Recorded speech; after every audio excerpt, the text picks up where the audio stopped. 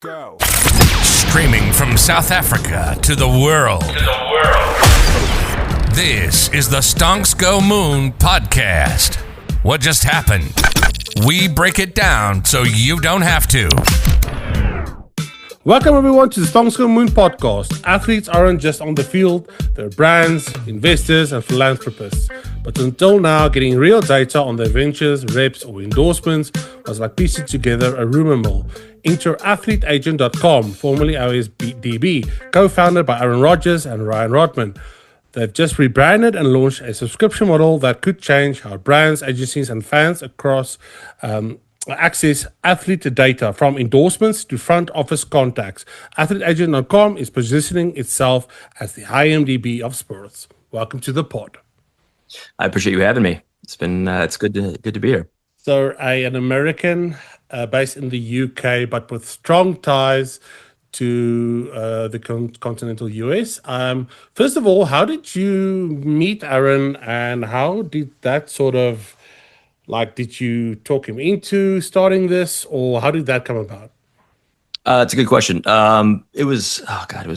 We became friends probably. Did you do ayahuasca together? We've done a lot together.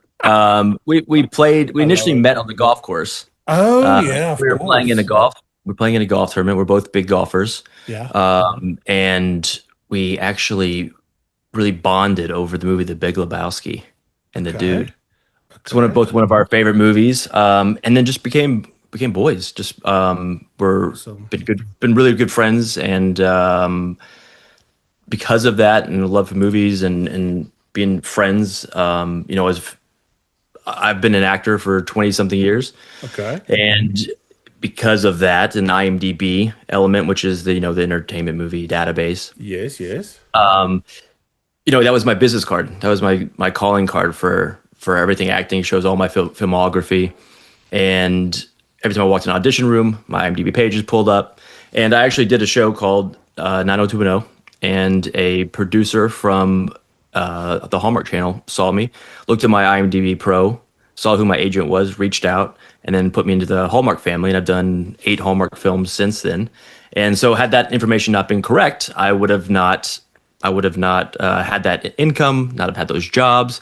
And so, being on that inner world of the sports element and culture with Aaron, I was so curious why something like IMDb Pro didn't exist in the sports world, because it's so fragmented, and you have the bigger guys have agents and females have agents, and a lot of their friends are their managers, and it just there's no validity to it. So we wanted to kind of reconstruct that. We were at I'll never forget it. We were at a restaurant called Casa Vega in California, in Studio City, and I said, hey, I had this idea, there should be an IMDb for athletes, something that tells you about everything that the athlete's doing on and off the field, as well as how to get a hold of them. And he said, "Who have you told?" I said, "A couple buddies." He said, "Don't tell anyone else. This is right up our alley. There's a white space for this, and we're the guys to do it."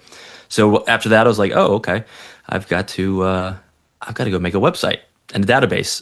And so that's what I've been doing since. But what did that company exist yet, or did you buy an existing company, or where does the rebrand come in? So we originally started as OSDB, and even you having the trouble saying it initially was Yes. just the customer getting the acronym together. It doesn't roll off the tongue, really, right? It doesn't, and initially it doesn't, and I says ODB, like Old Dirty Bastard, the rapper from the '90s. It was kind of to play off the IMDb element. Yeah. So you had that kind of connection to it, to understand what we were. But as we built OSDB originally, it was a one-stop shop for all things sports, and I believe we just bit off more than we could chew, as well as not understanding the group that we were targeting. And because of that, we had stats, we had editorial, and those were 2 very costly elements to the site that almost wasn't too much, right? It was too much. People say when you start to do a startup, you need to have blinders on and focus on one element, right? Instead of going too large. And I think we went too large. And the rebrand came from, listening to the customer. We were getting a ton of traffic because our SEO was so massive and we had so much data, different data points on athletes, that we were getting hundreds of thousands of people to the site a month, but we weren't figuring out the right way to drive revenue off those customers. How to monetize, that base. Yeah, how to monetize off that. So we were getting a lot of emails about how do I connect with this athlete? Who reps this athlete? And we had some of that information, but we really started finding out that was the brunt of why people were coming to us, and no one was coming to us for stats. There's too many big names. There's too many big names like ESPN in the game, and you grow up on a certain stat platform, like you're just not going to leave it. Apple tried to do it, and they still lost ESPN.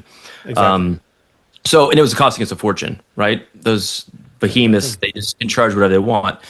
As well as writers in the editorial staff. So we really just narrowed that focus, came up with a name that really gave the user the idea of what we are, what we do, and then went full fledged. As a founder and as a working with a business that you're so close to for so long, it's really hard to take that leap to say, to scrap it and kind of stop and rebuild and say, like, we need to be more laser focused on this because you do like the other elements. It's your baby. Yeah. So it's a tough thing. But also you learned a valuable lesson that you can't actually treat a business like your baby because it will die. It's no better word than ever been spoken. Yeah. Tell me, the subscription model, how did you sort of decide, okay, cool, this is what we're going to do instead of like a once-off fee or doing a per click or per request? And what made you so sure it was the correct direct-to-consumer play? Well, we looked at competition in the market, right, as far as the IMDb entertainment. There are some other businesses that showcase contact information, but it's very limited. Okay. I'd say it's more towards the 1% of athletes as opposed to the 100% that we focus on. Okay. We have every athlete for every team and every contact information. And so that price point, we really, because of what's out there, we made it pretty aggressive to get people in the door and to sign up and be able to start utilizing it. And because of that, I also wanted, we have very large businesses that have subscribed, and we also have startups, and I wanted everyone to be able to afford it. Coming from, had I not known Aaron and I wanted to get an athlete to be a co-founder with me, like I couldn't go out and spend $10,000 a year for a connection agency or another site, and some of these other businesses are charging $10,000 a year for contact information, and it's not validated like ours is. Yeah, that's awesome. Tell me, this is maybe an unfair question, but it's something that I have in the back of my mind. Is the information out there somewhere online? Isn't this something that AI could piece together, or what makes your service different? Well, I think if you look for anything hard enough, you could probably figure it out. But you can definitely figure out who represents an athlete. Okay. Right. You could figure out that, Clutch Sports represents LeBron. And again, the bigger the top 1% of athletes is easier to find than the other 99%. Okay.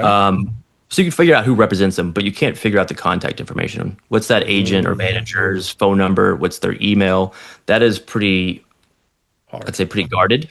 Yes. And because of our relationships with and investors from different agencies, heads of, we have Scott Boras, who's the biggest baseball agent or the biggest agent of all time as an investor, and a bunch of other C-suite execs from different agencies. They have provided us with the information that has previously been unattainable. Scott Boras Corp is notorious for not giving out information, but we have it, and we can tell you who at that agency represents them, what their contact information is, and the testimonials we've gotten are just they're insane. Because you're basically selling access, right? Correct. Yeah. Correct. That's cool. The access, and because of the connections we have, that's how we're able to get that information that you can't find. And I even just a trial and error of using AI asked, can you get me the contact information for X, Y, and Z? And it said this would be a wealth of knowledge. This is a gold mine. But no, I cannot. It's not available. Tell me, How many athletes are on the site or on the platform currently? We have around 5,200 Jeez. professional athletes, current professional athletes, and on our back end we have around 54,000. So because it's right now we have just current athletes, current professional athletes, but on the back end we have retired Yes. all the way back. So it's just as you know, as a startup and small man teams, Yes. it's too much work to update that amount of athletes at the time being. So we decided to go live with just current athletes, and really nail that and because we're so passionate about having the correct information, right? Because if you come and you purchase a sub and you reach out to someone and then you get a bounce That's back saying this wrong. email Yeah. doesn't exist, then why are you paying Bad us? look. It's a So bad look. every email on our website is gone through two different APIs to make sure it doesn't bounce back. It is deliverable, and this is to the I right was person. about to ask you, how do you curate and sort of update that kind of information at scale? Is it just APIs and is there something else? For the email addresses, phone numbers, we, you know, manual labor, we source, we call the Wow. agencies, we do as much deep dive as we can. Okay. Then we go through like three different layers of checking, but it's a lot. It's a lot of manual labor, and that's what really creates the moat around this for us. So what you talked about feedback. What sort of feedback have you gotten? Are people be able to do things that they weren't able to do before? Like, is it quicker? Is it maybe more bigger deals? What exactly is the feedback? Yeah, so I think for us the feedback has been it's a time saver, Okay. right? Like you said, if you want to find something you can, but how much is your time valued to you to go Yeah. out and find all that when you could just do a couple clicks and get not only one athlete but as many athletes as you want.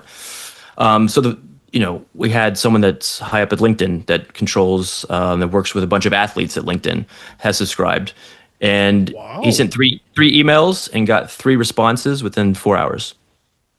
That's So amazing. yeah, so every person responded. They were all he was reaching out to NBA stars, Wow.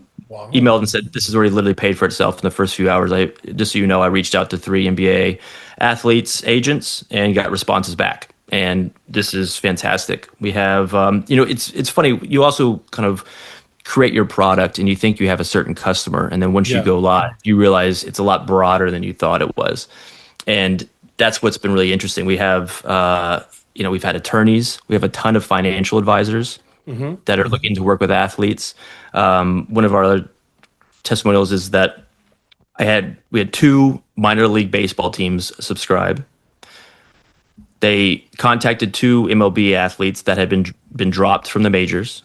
They didn't know who represented them. Okay. They reached out, and now those guys are back in the minor leagues, working their way back up. That's cool. That's Yeah, so it's cool. not only it's the reason we built this, and it's something that was super passionate for Aaron is it's not only just to be a connector, but it's also to help the athletes. Not everyone's making $50 million a year, No, no, but of course. they could be doing, local car dealership ads or going to Radio a club and reads getting or that or whatever. doing Yeah. radio or and even on the journalistic side, like a lot of like CNBC is subscribed, like they're utilizing that to reach out to figure out how it's just quicker. How can I get a hold of this athlete? And then the athlete now has become more available, and because they're reachable, and now they may have this new interview that's talking about their new startup or anything that they're involved in, and it can get the word out. So it's really helping. Aaron really wanted to help athletes with this. And tell me, NRL, anything in colleges, or is that too broad at the moment It's definitely on this on the on the, radar? the roadmap. Yeah, Because it's NRL to me, sorry to interrupt, no, it's Wild West. Hey? It's it is. crazy. It's it's crazy. I think something roughly like 500,000 collegiate athletes. It's a heavy, again, like I said to our small team, it's a heavy lift. Yeah. And right now, it doesn't make as much sense because there's only a fraction of athletes that are actually making money, have business ventures, endorsement deals, are really heavily involved in philanthropy. And so if we add all these athletes, let's say we start with college football, we add all these athletes, we don't really have those differentiators Yes. for them that we have for everyone else. And so we're kind of just like another site, and not enough of them have contact information, which is why they're coming to us. So we will get there. We will But get they there. also go like they into the transfer portal, and then one moment they're here, and then they're there, and there's sort of not a stickiness, I guess. Yeah, it's not. There's no stickiness, and it's hard for us to keep that amount of information updated Imagine. at scale right now. Um, but we're really focused, and what I'm really excited about is more underserved sports. Like we have the top five Like what? majors in the U.S. Mm-hmm. Like we're adding UFC. Those guys are. Yeah. It's underserved as a massive sport, but the athletes, um, they rely so heavily on endorsement deals. Yes. They get paid a fraction in the ring, and Absolutely. everything is outside of that. Surfing, paddles becoming new, and a big sport. We're looking to dive into cricket. No one's really tapped that market as far as how to, on the global scale of all. There's so many leagues: rugby, lacrosse, Wrestling, collegiate wrestling. wrestling. I just saw the Real American Freestyle League, and I mean those guys are building brands, and it's just getting bigger and bigger. And that's predominantly something that was a very niche thing, and now it's getting like international attention almost. So I like Exactly. your focus on more sort of other things that are have previously been neglected, I guess. Yeah, and if you look at it always kind of stuck with me with Red Bull, right? Yeah. Like Red Bull could have gone out and tackled every major sport, the tops in the world. And what they did is they went to the X Games, right? Yes. They tackled sports that they could have had easier access into, and that the loyalty was there, right? Like those athletes are going to do anything and everything for Red Bull. I have friends that are sponsored by Red Bull, and they're fantastic to them, Yeah. and it's that kind of mindset that I really want to focus on. Yes, we need the majors because every athlete deserves to be on this and have some sort of window into who represents them. But I really want to focus on athletes that really need the income, that need that new revenue source, and in any way we can help them. Hard question. How do you build that trust with all stakeholders? Because a system like this could be, I mean, any system could be abused, but it how can I put this? It's how do you make sure that I'm not giving a number to someone that might not be using it in good faith, if that makes sense? A very good question. And it's something I've thought of a lot about when we first started this. And I actually called my acting agents, and some of my friends' agents that are massive A-list movie stars, Yeah. and said how, because their information is on IMDb Pro, right? Like Yeah, either yeah, one yeah. of us could subscribe and get Tom Cruise's contact information, right? Who his agent Yeah. is. I said, how do you get a lot of spam? And they said, you get some, not as much as you would think. You get, the people aren't paying to call to say, "Hey, will Tom talk to me?" And we get the odd email to us saying like, "Hey, my son's birthday is coming up. Can you get Juju Smith Schuster to sign an autograph?" And I'm like, "Yeah, that's why if you subscribe, there's people to talk to." But we get a lot of that. But I was surprised at how minimal they said that actually was. It's a really interesting. And also, what it does is if something like that happens, they can reach out to us and say, "Hey, listen, I'm getting an onslaught of like emails, and it's coming from they're getting the information from you all. Yes. Can you put my assistant's email on there?" Yes, Now we've yes, got that yes. rapport with the agent. Now we're trying to help them. We're going to do whatever they want to make it easier for them. And so their agent gets inundated as opposed to them, but then it creates that relationship. Awesome. Yeah, Ryan, we actually last, we had an yeah. agent reach out and was like, "Hey, would you mind taking my cell phone uh, off your website and put my office number?" And I said, "Absolutely." I said, "Listen, you put your phone number that was on LinkedIn that you sent out. Yeah. So we want it, and 100% we'll change it whatever is best for you." Okay. Yeah. Because you need to keep everyone happy. Yeah. Last question before I let you go. What was the biggest lesson that you can share for other founders in sort of the tech, media, sports space? Something that you, looking back, can say, "Oh, I wish I knew that, and I would have maybe done that different."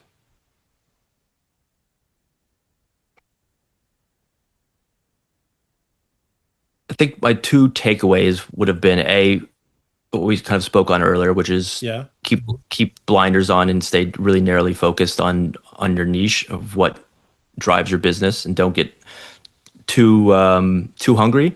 Okay. Slow and steady. One city. And then second, I would say, especially in sports tech, bring tech in house. Okay.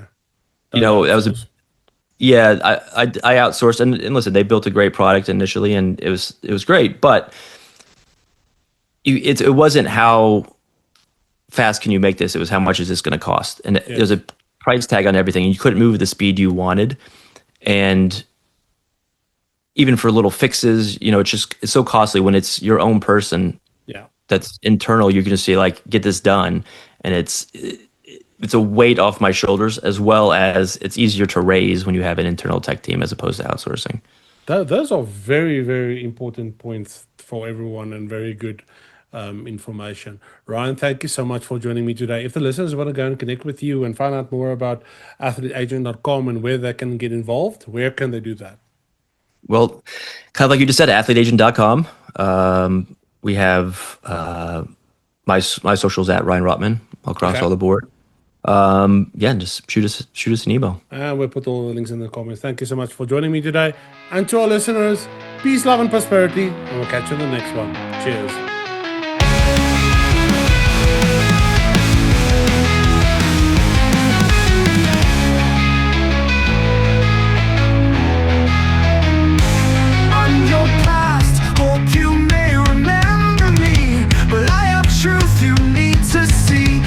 Tell yourself it's just a slice. Reality's deeper now, roll your dice.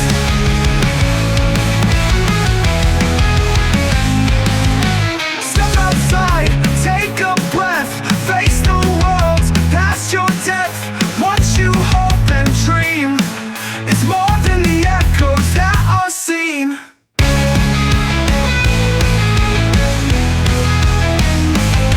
We get lost inside the dream, held beneath what's yet unseen. But the world is wide beyond the mind. Step outside, leave doubt behind.